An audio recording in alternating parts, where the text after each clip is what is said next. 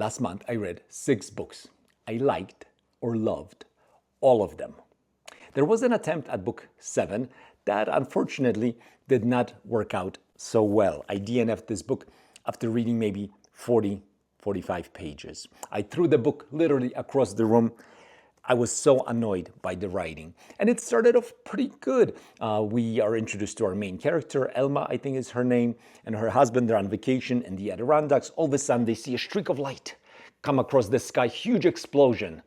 A meteorite hit Washington, D.C.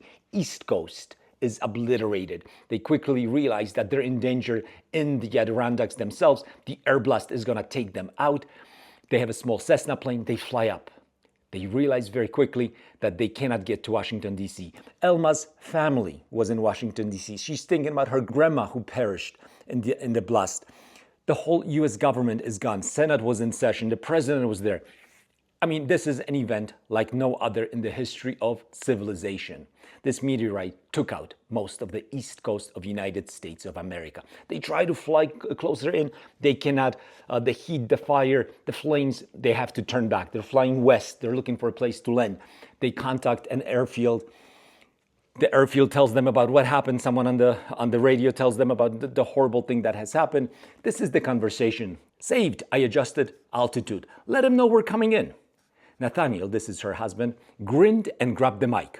Saber 2-1, 1-6 Baker. How is the foot at the base? The radio crackled and Major Lindholm laughed. It's everything you'd expect and more. That bad, huh? I did not say that, sir. But if you're really nice, I might share my wife's care package. I laughed along with Nathaniel far more than the joke deserved. So she just learned that her family's gone. U.S. is basically destroyed, the whole East Coast, millions of people perished. They're laughing. They barely survived themselves. They're laughing. This continues. After they land, the conversation is as if nothing happened. I could not believe it. I mean, from the moment when I was reading this book, gripped by this huge event that just took place, to this completely ridiculous conversations that they're having as they land at this military base where nobody seems to be affected in any way by this huge tragedy that took place. I just couldn't read it. I thought it was so weak, so poor. Perhaps this book, let me know in the comments below. Maybe it's better. Maybe it wasn't a good day for me. But I could not stand. She just lost her family members. Her grandma dies. So many millions perish. They barely get away with their life. And they're just like joking. How's the food? Horrible, horrible. So yeah, but let's move on to the better books now. Let's talk about a book now that transcends the genre of science fiction. A Canticle for Leibowitz, written by Walter E. Miller. This was a fantastic story. A story about cycles of violence and cost of progress.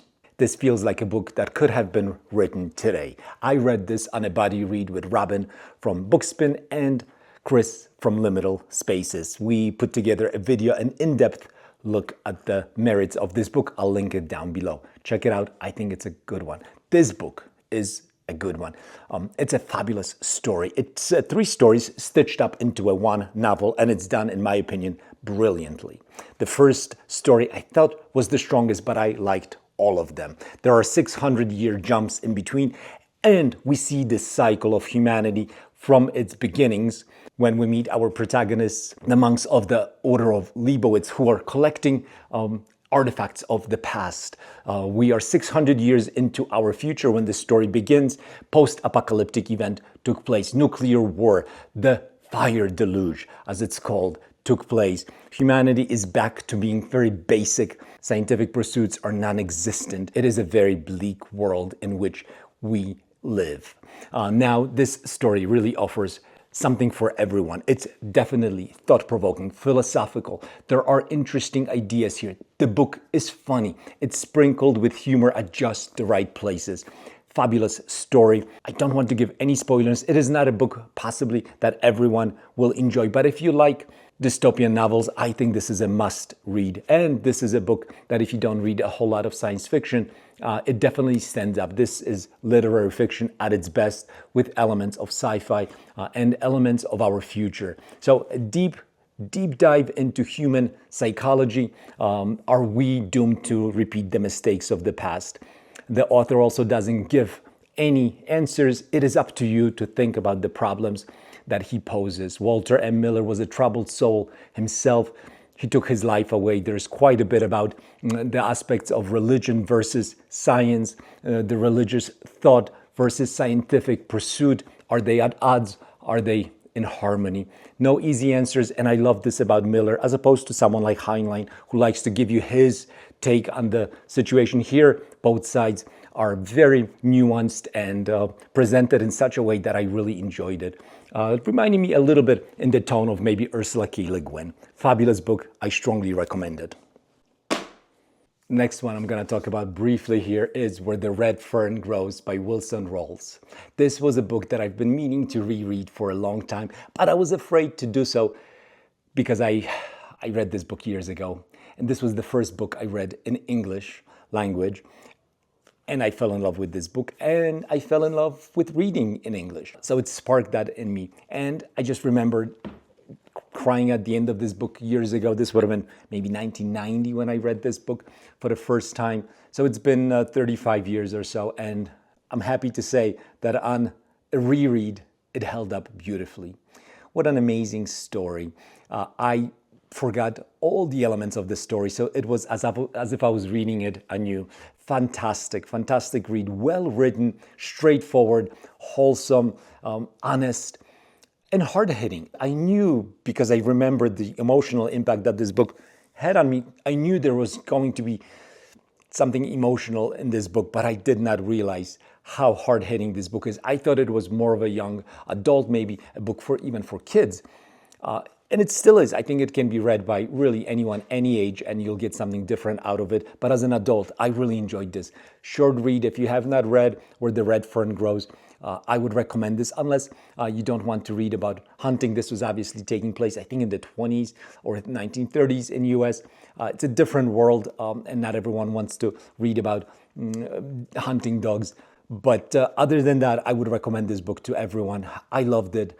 Once again, I was emotional at the end. Once again, there were tears in my eyes. Beautiful book. Creepy, scary, unsettling, and ultimately satisfying. We Used to Live Here by Marcus Cleaver, I hope I'm pronouncing that correctly, is the next book I want to talk about. This was recommended by Tom Orange, who made a separate video just about this book. He liked it that much. I liked it a lot. I thought it was really good. The premise, pretty easy. The title kind of says it all. We used to live here. But quickly, the setup is in the evening, someone knocks on a door. A new owner of the house opens the door and sees a family, a husband, a wife, and 3 kids. The husband smiles and says, I used to live here. We were just passing by. I'd love to show my family where I grew up. Is it okay if we come in? This is where the story starts. I don't want to talk too much about it, but it was a fun, well-paced, well-developed as far as characters, and again, moody read. This really, especially the beginning of this book, put me in this strange mood where I was looking over my shoulder. I was reading it in a perfect setup. I was in a basement by myself, lots of dark places, lots of corners from which something could spring. This book actually scared me. But it was a fun read also. There was a mystery to it, a puzzle that you're trying to piece together all the way till the very end. And I'm not sure if I understood the ending and really what was going on, but there are some hints in this book. There's Morse code at the end of every chapter, I think at the end of every chapter, that gives some clues as well. So well-written, fun, easy book to read. Scary. I have not read a horror in such a long time. This was a good one. Thank you, Tom Orange, for recommending this book. I had a great time reading this, beginning till end. Just a propulsive, fun, scary read. Check it out and let me know if you liked it. If you read it already, definitely leave a comment down below. I'm a little bit mixed on the next book, mostly positive, but a little bit mixed. I'm talking about The Ministry of Time by Kayleen Bradley. Now, this book is a science fiction story. I love time travel stories. It has an interesting premise. Our protagonist is a social worker who is tasked with kind of overseeing someone who was brought back from the past. So the time travel aspect is just that. We don't see a whole lot of time travel in this book otherwise. Now, I was blown away initially and giddy with excitement when I realized who is the person she is tasked with overseeing. It's someone from the failed Franklin expedition, about which I read just recently in Dan Simmons's The Terror. So that overlap between those two books was incredible. I loved The Terror. I liked this book overall. Commander Graham is the person who is brought back, saved from that failed expedition where everyone dies. Gore is brought back to live in our times, a little bit into the future, I suppose, but our times, let's say. Now, the problem I had with this book was it felt like it didn't know what it wanted to be. Was it a spy story? Was it a science fiction story? Was it just a literary fiction book about domestic bliss, problems, romance? There was a lot there. I think in the end, the author was able to save it, pull everything together, and wrap it up in a good package, but not everything worked for me. There were moments where I was just frustrated with this book, but by the end, I did like it. It is a good story. It is an interesting story. It has a lot to say, so it is definitely thought-provoking as well. It's well written. The author really can write. It's overwritten, I would say. The similes, the metaphors, just too many of them. I could look up because I was almost laughing. She cannot say anything without using a metaphor, essentially. Sometimes they're good. Sometimes they feel a little bit forced. But A Ministry of Time, I think this is a good book. And I'll be looking forward to more reads from Kaylin Bradley. I enjoyed my time with this book. It's not going to be a favorite book of the year, not a top 10 for sure. Bit of a mixed reception, but by the end, I was really glad that I read it. Let me know if you've read The Ministry of Time, if you enjoyed it, or if you didn't. Let me know in the comments down below. And so the next book I read was James by Percival Everett. And this is a difficult book to really talk about. It will stay with me. I thought it was an amazing read in many aspects, but not everything about this book, as I was reading it, worked for me. Once again, I think in the end, it all came together. So first of all, James is Jim. It's a retelling of Huckleberry Finn by Mark Twain. I did not read Huckleberry Finn. I did read Tom Sawyer. I had an idea of that world living on Mississippi, and this book puts you in that environment beautifully. The language is great. It is fantastic story overall. It felt like adventures of Pinocchio in some ways, very episodic. It's a profound book. The one thing that I had a hard time with was finding common ground for James. The dichotomy of James. There are two Jameses. We go from James being this erudite person who's quoting Voltaire to him who is interacting with white people in a way that makes him seem like a simpleton, like someone who really has no understanding of anything that goes on, as to not offend the egos of white overlords. And the dichotomy, the extremes of those two were just a little bit too much. That made it feel like this isn't realistic in any way. Two extremes just felt a little bit too extreme to me to put together one character. It made it difficult for me to really understand who Jim or James was because of that. It felt almost satirical. It felt overdone a little bit. It did not work for me because of that. However, that's me. I was questioning some of the choices author used here to kind of make this so stark, this difference between the real James and Jim for the sake of white people's ego. However, there's also quite a bit of satire. I forgot that the original had a lot of satire. So you can't take everything that happens literally. There are a lot of coincidences, constant come and go where things just happen to align properly. So it is a mixed bag. You have to kind of know what you're getting into when you read this book, or you might be disappointed. However, I think a lot of people have read Mark Twain's Huckleberry Finn. And if you did, I think this read would be stronger for it. I don't think you need to read Huckleberry Finn right before you jump into this one. But I think if you've read it years ago, and you know what to expect a little bit more, and you know the progression of the story a little bit better, I think it's helpful. I wish I read Huckleberry Finn maybe like 5 or 10 years ago. I think I would have enjoyed reading James by Percival Everett even more. But still, when I finished this book, by the time I finished it, I was on board. I understood what the author is doing, why he is making the choices he's making, and I thought this was a powerful story.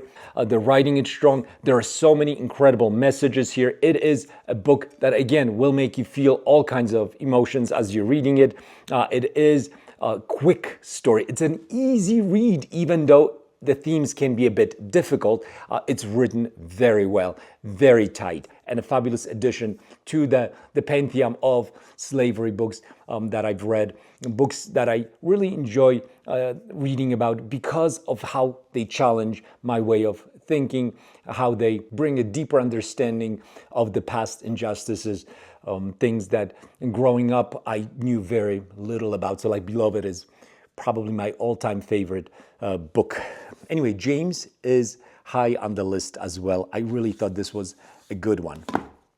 And now the last book I read in the month of February was The Blade Itself by Joe Abercrombie, book 1 in the First Law trilogy. I'm not sure what to think about this book. I'm still having a little bit of a hard time with fantasy. Now, this was such a mixed bag for me because I loved some of the characters portrayed in this book. I loved the audiobook. The voice of the author was incredible. How beautifully he would go from one person to another, how vivid each character was. But overall, the story, I just don't care about what happens in this story so much. The characters were fantastic. I do care about the characters. Glocta, for example, one of the most vivid, beautifully drawn, nuanced, difficult to understand whether this person is actually good or bad. Really, really well done. And everyone in this story just about is beautifully characterized. There are different POVs, different points of views. You go from one to the other. And I liked some of the POVs a lot more than others until towards the end it all kind of comes together and you can see that something is brewing, a quest. But the progression to that ending was very slow to me, even though there were scenes of fighting that was just drawn out for so long. I was just fast forwarding through it because I couldn't care less about these sword fights. They did nothing for me. But the funny bits were very funny. The characters, again, were fantastic. And I think I do want to continue with this story because I have heard from quite a few people, Joanna from Joanna Reads specifically, that it gets better with book 2 and book 3. So I do want to, I think, give it a shot. But I'm not sure. I'm probably going to take a bit of a break before I jump into the First Law world, just because I was not that impressed by the story. I just was not engaged. I just did not care. And, the world building was fine. The magic, when it was there on the page, was interesting. I thought not a terrible amount of it, kind of light on magic. But if there was more Glocta, I loved Glocta. Listening to the vocal actor, I forget the name. I'll put his name because he's excellent underneath. Do Glocta was just pleasure. I had a smile listening to it the whole time. But I don't think you and my assistant have been properly introduced. Practical Frost, say hello to this fat man. It was an open-handed blow, but powerful enough to knock Ruse clean out of his seat. The chair rattled, but was otherwise unaffected. How is that done? To knock him to the ground, but leave the chair standing. I think it was probably better than if I read this story, just because of that aspect. So I loved it. Let me know what I'm missing about First Law, why I should continue on with this story. And overall, what should I read in fantasy? What do you think I would enjoy? Well, it's been an amazing month. Few books that really stood out. James was fantastic. Of course, Where the Red Fern Grows. Such an amazing book. Canticle for Leibowitz blew my mind. This would probably be the read of the month for me, but it is tough this month because there were so many good ones. And We Used to Live Here, a horror that I had a great time with, was a strong one as well. Ministry of Time was good, not great. And of course, we had the DNF that we talked about in the beginning. So if you stayed till the end, thank you so much for watching the video. Give a like, subscribe if you haven't. And most importantly, leave a comment. Let me know your thoughts. I'd love to hear from you. See you next time. Bye.